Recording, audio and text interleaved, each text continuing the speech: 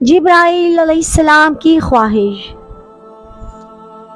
ان حضرت صلی اللہ علیہ وآلہ وسلم نے جبرائیل علیہ السلام سے پوچھا، حل من حاجت ربک، کیا تیرے دل میں کوئی حاجت اور آرزو ہے جسے میں آپ کے رب تک پہنچا دوں؟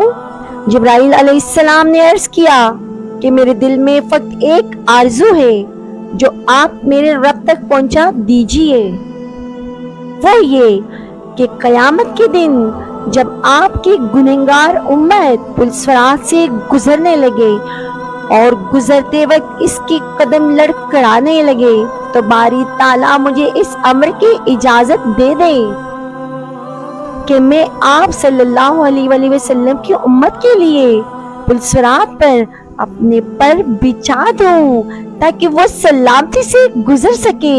حضور صلی اللہ علیہ وآلہ وسلم نے فرمایا کہ میں آپ کی خواہش آپ کے رب تک پہنچا دوں گا اور وہ اسے ضرور پورا فرمائے گا۔ سبحان اللہ۔